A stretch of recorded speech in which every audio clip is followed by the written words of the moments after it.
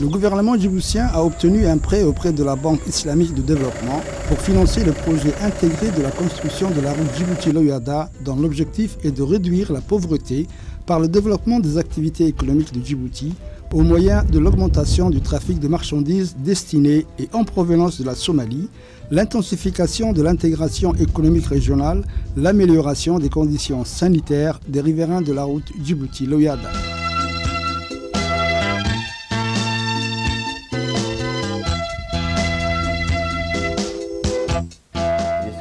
Rapide du projet intégré du corridor Djibouti-Loyada, donc d'un programme de développement financé par la Banque islamique de développement avec le gouvernement de Djibouti.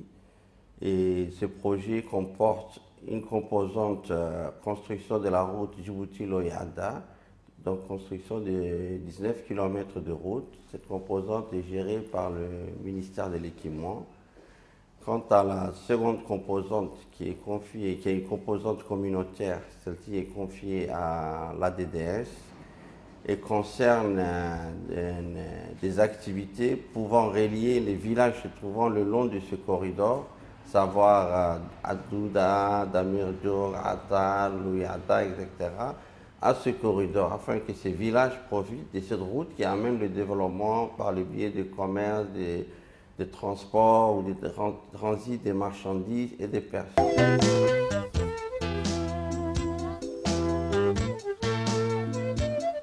Sur le plan social, le projet vise l'accroissement de l'accès aux infrastructures au développement communautaire pour les populations défavorisées, notamment la réalisation d'équipements sociaux, à savoir un centre de santé et un centre de formation.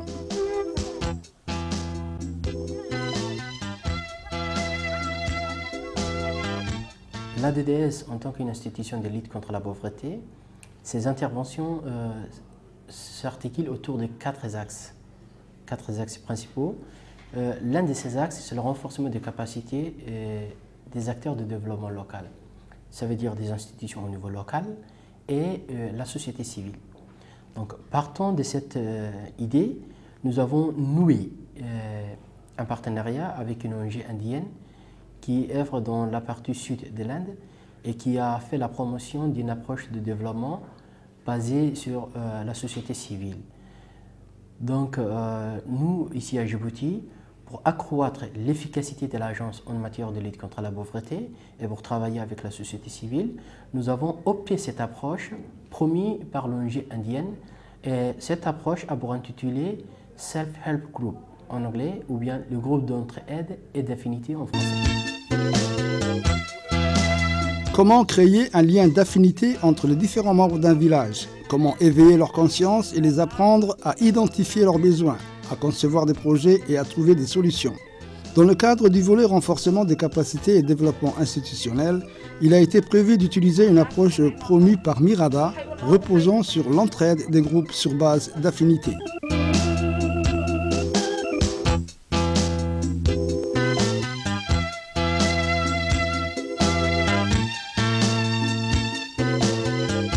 Mirada est une organisation non gouvernementale créée en 1968 pour aider le gouvernement indien à l'installation des réfugiés tibétains dans le territoire indien. Après avoir accompli cette tâche au début des années 80, Mirada s'est tourné vers le développement rural et la lutte contre le travail forcé dû au crédit usurier. Au milieu des années 80, Mirada se rend compte que les résultats obtenus par ses actions ne sont pas significatifs. En capitalisant son expérience, elle met en place une nouvelle stratégie de développement rural. Il s'agit de la promotion du GECA et de groupes de gestion de ressources en eau.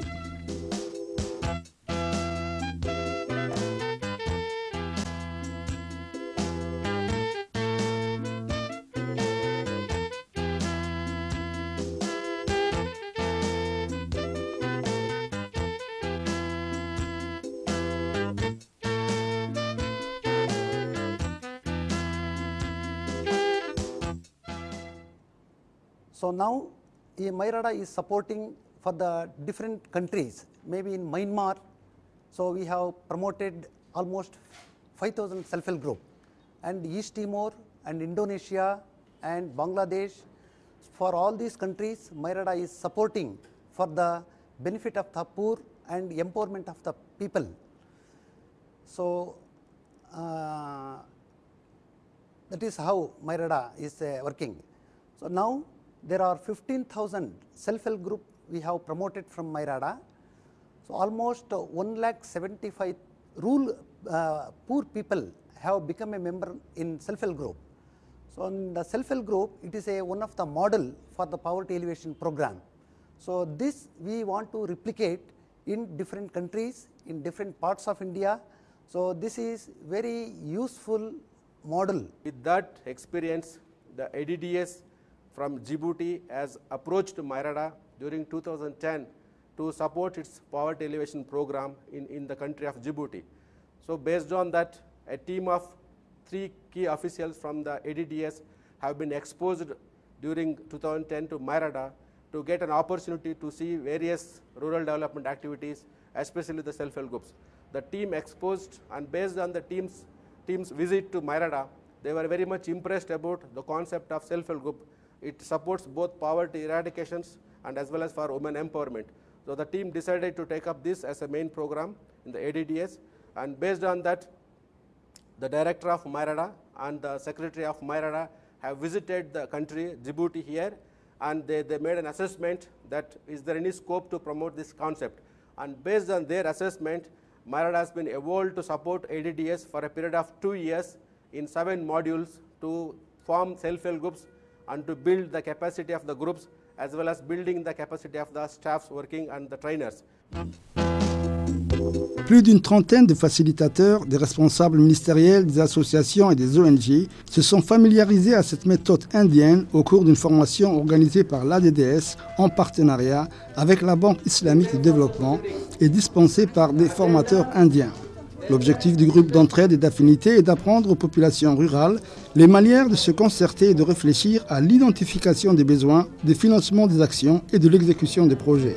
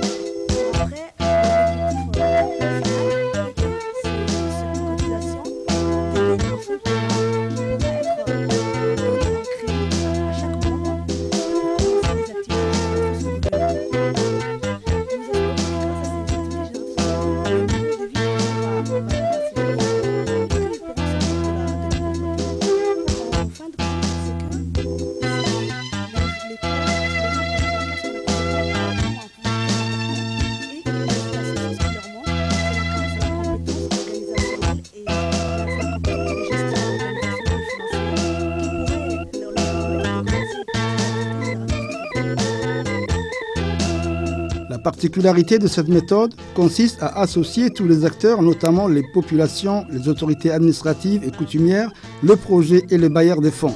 Les facilitateurs sont les traits d'union entre le projet et la population. Je suis parmi les facilitateurs qui travaillent sur ce projet. Le facilitateur est le trait d'union entre l'organisme responsable et la communauté concernée. Il sensibilise et prépare la communauté concernée pour ce projet et à s'adapter sur ce projet. Prenons un exemple bien précis. Ce projet permet d'élargir et de goudronner des routes de Balbala. Le rumeur ont dit avec ce projet, des maisons allaient être détruites, ce qui n'est pas le cas. Le rôle des facilitateurs est justement de rassurer la population concernée et de faire comprendre le bienfait de ce projet. La formation a également pour but de développer chez les participants et les participantes un certain nombre d'attitudes et d'habilités, notamment la capacité de jugement et d'objectivité dans l'analyse et la synthèse des projets. fursadahaasi aan ka faa'iideysanayna waxay ahaayeen sidii dadka uga bixi lahaa saboolnimada waayo waxaan garanaynaa saboolnimadu inuu qofku hadduun cilmi lahayn hadduun experience aqoonno fara badan hadduun lahayn inuu marnaba ka bixi karayn taasaan wada garanaynaa sidaa darteed halkan waxaa naloogu soo bandhigay maarayn kastoo maalgelin kastoo lagu siiyo oonad maarayn garanaynin inay waxba kuu tarayn hadday ahaato maanta haddaan ku siiyo 100,000 berri haddana 100,000 ku siiyo saa dambe 100,000 ku siiyo waad ka maran tahay laakiin haddii aan lagu baro sidii aad wax u maarayn lahayd waxaan aad u fahmi lahayd wuxuu ka dhigan yahay taas waxay keenaysaa inaad 100% ku guulaysatid. Après avoir bien assimilé la gestion organisationnelle et financière, les participants sont descendus sur le terrain où ils ont eu l'occasion de montrer leurs compétences et de prodiguer à leur tour leur savoir-faire durant leur visite dans le village de Douda et Atar qui ont été les premiers villages à accueillir les facilitateurs et la méthode Mirada. C'est sous l'œil attentif des formateurs indiens que les facilitateurs ont déballé leur acquis à l'association des agricultrices d'Atar, réunies devant leur nouveau siège, un local construit par l'ADDS.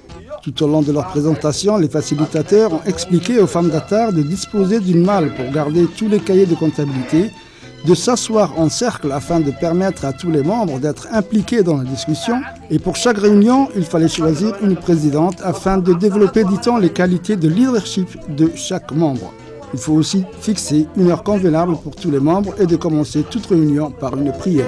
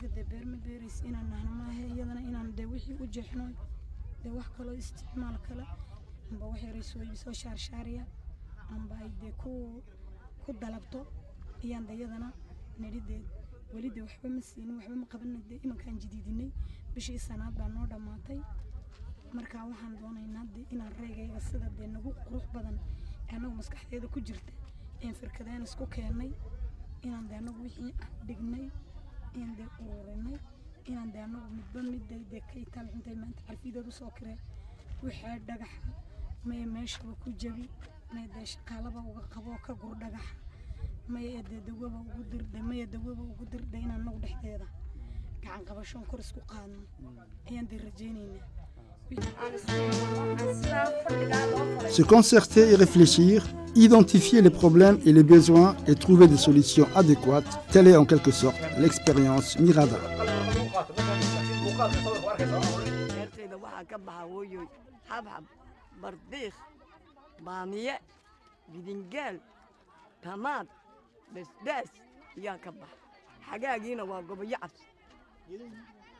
geedo waaweyn waan kari waayay 3 geed iyo 4 geed waxa ku beer oo baashiile oo ambale oo maxay ahayd saytuun yar la yaa ku beer wax kale kuma beer dhulka aan baan fadhanaa kamtara ku beer aliya ku beer waxaan fadhinaa baan fadhanay waxba lagama waayeen xagaaga maanta aad u kululaa waxa laga qaaday waa lagu waayay nabad iyo caan sidaa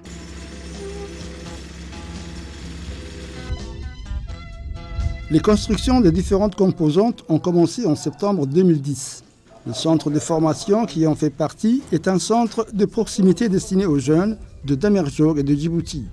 À vocation agricole, il répond aux spécificités de la région et il est composé de 3 ateliers avec un champ d'application pas loin du centre.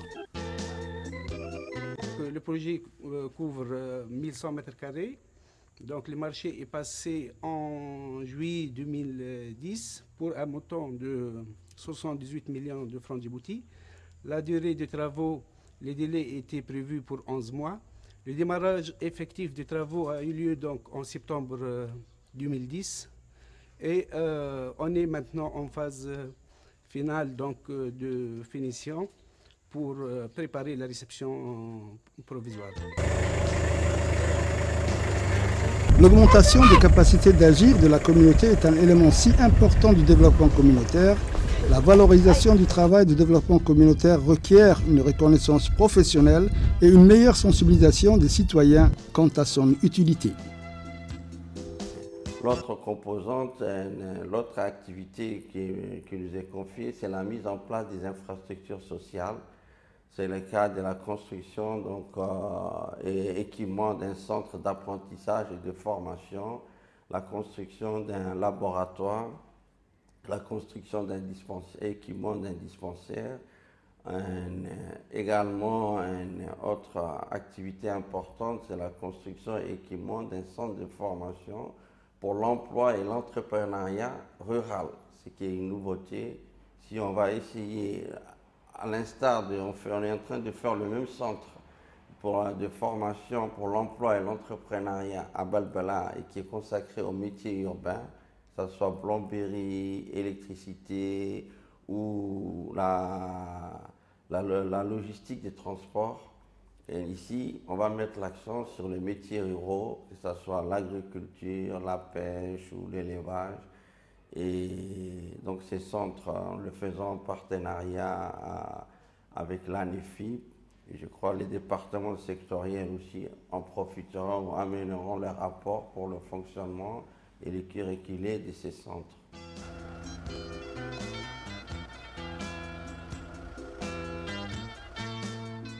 Face à l'évolution du paysage international, l'aide communautaire au développement doit aussi évoluer, adapter ses politiques et modes de fonctionnement pour mieux aider les pays en développement à rattraper leur retard dans un monde de plus en plus interdépendant.